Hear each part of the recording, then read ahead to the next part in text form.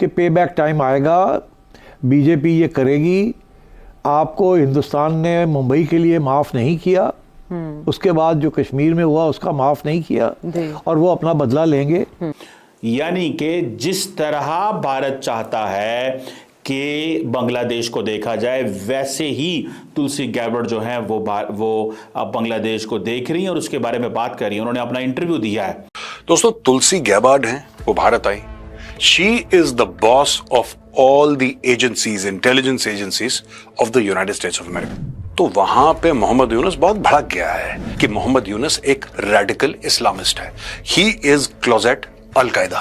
तुलसी Gabbard ने आज जो है हिंदुइज्म को पूरी दुनिया के सामने जी प्रमोट कर दिया। उन्होंने मोदी साहब को रुद्राक्ष माला गिफ्ट किया, जो कि सनातन धर्म में बहुत ही पवित्र गिफ्ट माना जाता है। अमेरिका वो मुल्क है जो खुद को सुपर पावर कहता है, लेकिन आज वो सुपर पावर जी सनातन धर्म में जो है अपनी पनाह ढूंढ रहा है। वो मोदी साहब को और हिंदू कल्चर को प्रमोट कर रहा है। वो नमस्कार दोस्तों, नजम सेठी साहब का मानना है कि भारत ने हमें कभी भी किसी भी चीज़ के लिए माफ़ नहीं किया है, ना कश्मीर के लिए, ना मुंबई के लिए, किसी भी चीज़ के लिए, ना बांग्लादेश के लिए।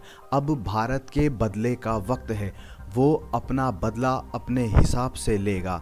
बांग्लादेश के जो डीप स्टेट से जो वहाँ रिजीम चेंज हुई और मोहम्मद यूनुस जो भारत विरोधी एक प्यादा CIA द्वारा वहाँ पर बिठाया गया, अब भारत तुलसी गैबार्ट और डोनाल्ड ट्रंप के साथ मिलके बांग्लादेश को भी अच्छे से सबक सिखाएगा, क्योंकि डोनाल्ड ट्रंप ने पहले ही बोल दिया है कि बांग्लादेश को भारत ही टैकल करे, हमारे पास और भी मुद्दे हैं सुलझाने के लिए। तो दोस्तों, मोहम्मद यूनुस का अब बहुत जल्दी बैंड बजने वाला है और इसने जो वहाँ के निर्दोष हिंदुओं के ऊपर जो अत्याचार किए, जो अभी तक भी जारी है, उसका पेबैक का टाइम आ चुका है। जय हिंद, जय भारत। दोस्तों, वीडियो देखते हैं। रूल्स ऑफ द गेम ये हैं, जैसे इंडिया ने rules of the game change किए थे जी। कि आपके ऊपर उन्होंने स्ट्रेटेजिक स्ट्राइक्स की थी, आपको धमकी दी थी, ठीक, उन्होंने ऑफेंसिव डिफेंस कर दिया था। वो सारा कुछ वो कह रही हैं जिससे भारत की नेशनल सिक्योरिटी स्ट्रेंथन हो रही है।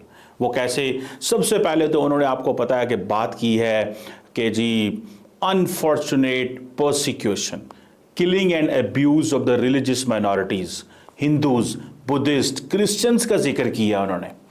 यानी कि जिस तरह भारत चाहता है कि बांग्लादेश को देखा जाए, वैसे ही तुलसी गैबर्ट जो है वो अब बांग्लादेश को देख रही हैं और उसके बारे में बात कर रही हैं। उन्होंने अपना इंटरव्यू दिया है और उसमें उन्होंने एक बड़ी क्लियर सी लाइन ली है, और उस लाइन में उन्होंने बांग्लादेश की, जिसे वो कहते हैं ना, फ्रैंकली स्पीकिंग, ईंट सेंट बजा देना, उन्होंने ईंट सेंट बजा दी और उसने कहा कि ये अपना जो रवैया है इसको ठीक करें ऑन द रिलीजियस माइनॉरिटीज। ये है एक स्टेटमेंट।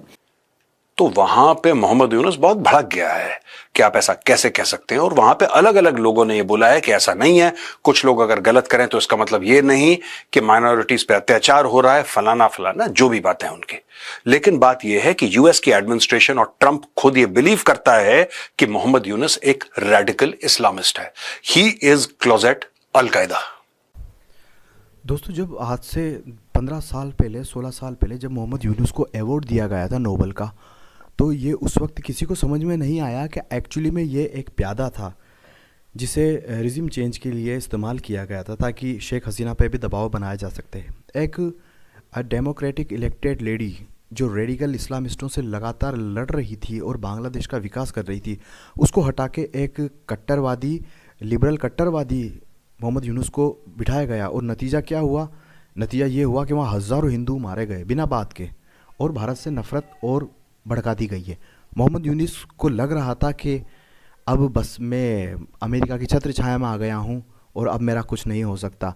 लेकिन जल्दी ही अमेरिका में डोनाल्ड ट्रंप की जो सरकार आई, उसने क्लियर कट भारत से बोल दिया है कि भाई बांग्लादेश को तुम ही संभालो, तुम्हारे ही पल्ले है वो। अब भारत बांग्लादेश को अच्छे से संभालेगा। बहुत से लोग बोल रहे हैं कि वो चाइना के साथ चला जाएगा। चाइना के साथ कैसे चला जाएगा?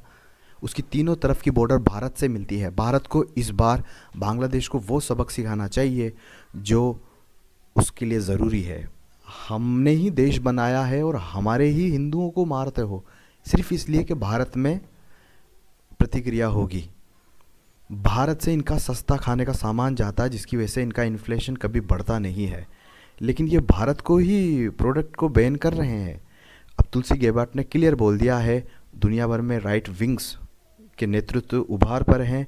जल्दी ही बांग्लादेश को बेहद खतरनाक तरीके से दोस्तों सबक सिखाया जाएगा, इसमें कोई शक की बात नहीं है।